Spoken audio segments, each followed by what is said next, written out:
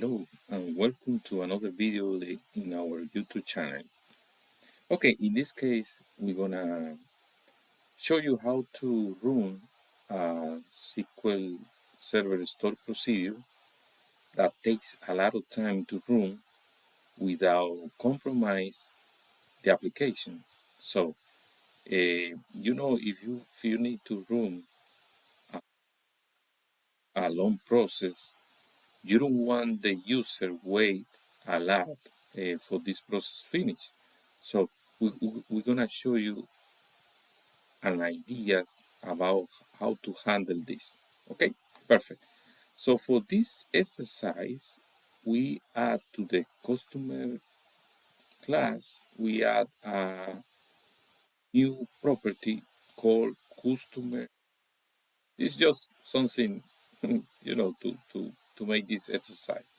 This customer order is like numeric sequences, something like that. Okay, so in this project we have a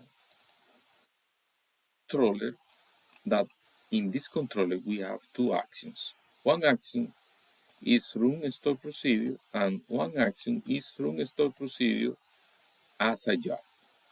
And we're gonna show you the difference. Okay, if you run the store procedure alone, so if you're running and you want to wait, it's gonna wait before finish. But the other techniques is to run using a job. So let's do it. Okay, let me show you what happened when I running. Let's first clean this custom order. This custom order is just a number. Okay, how we create this custom number, how we fill it.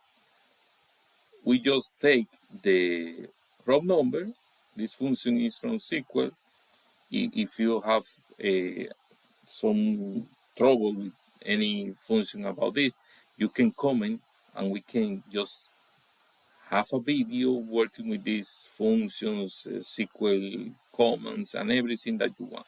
Okay, but what we are doing here, we are creating a number based on the name. So if I order for the name, this function, this row number is going to create a sequence number based on the name of the person. So A is going to be, the first number is going to be 1, and then it's continue using this order. Okay, if you want to use another field, you just change the field and the order is going to create based on the field. So let's dive into this. Let's get here. Okay, so if we go to the customer table or customer screen, we're gonna see that this custom order is in 0. You see, we don't have any information here. So we're gonna use the actions to fill this. The first action is the rules, the store procedure alone. So this store procedure, let me show you. This is the store procedure alone.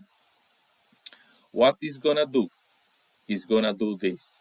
It's gonna come here and it's gonna wait for 30 seconds. So we are simulating because this is very fast, but we are trying to simulate that this take a lot of time. So we are waiting for 30 seconds before updating the table. Okay, that's the idea.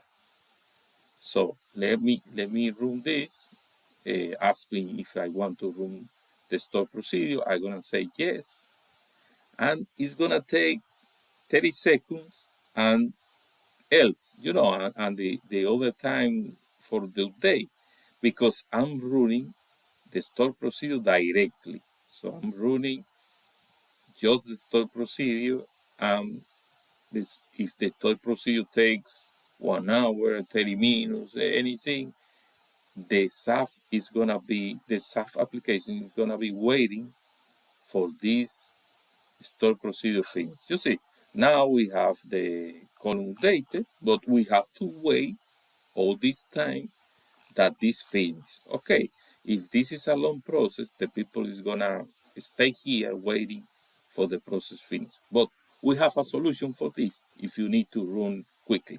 Okay, let's clean again the field. Let's clean again this one. Okay. And then if we go back to the SAF application and refresh, we're gonna have 0. Okay, 0 again. And we're gonna run this one. This one is a job. How this works? Let's explain how this works. This is the other one. So here, we just have a sentence that is executing a job. Okay, but what this job have? Let's go to the agent, SQL Server agent. In this place, you have all the jobs. If you need some more information about this, please write the comments and we're gonna. Okay, so we create a job here. This job, if I do properties, you're gonna see in the steps, I have one step, only one step. In this step, what we are doing here, we are running the update customer order. So when we run the job from SAF, we are running this guy, but the application is not gonna stay waiting because it's just gonna run the job and the job is gonna run and I don't have to wait for the job finish. Okay, that's the idea. Let me show you quickly here.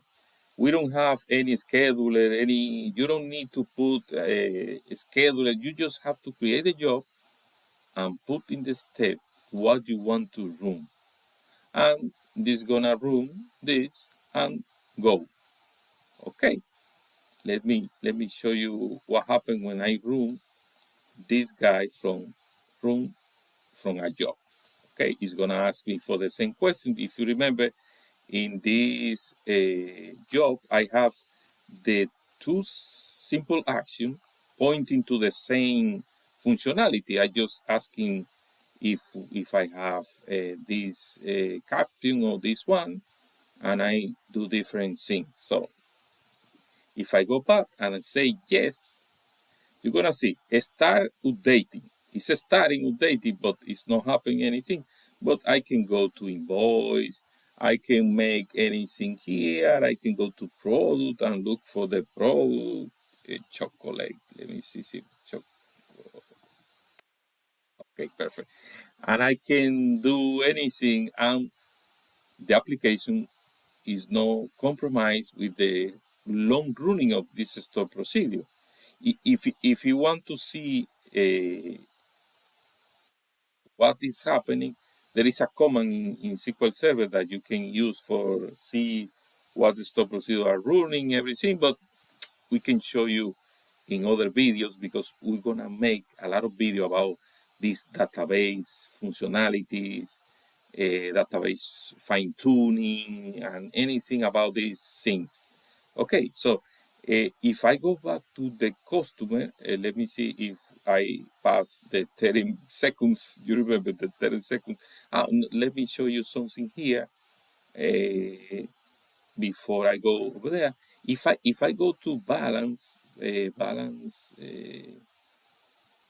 one, okay.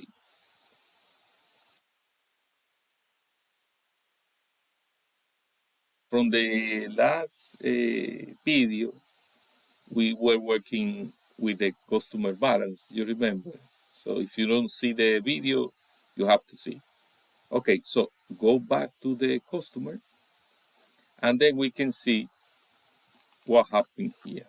You see, so if we go to SQL Server and go to this guy and view the history, you're gonna see that we run this guy here now. We run this guy now. So if you see, we can use the jobs for running long store procedure without compromise the application, and the user can continue working in another scene. It's just for now. Thank you and see you in the next video.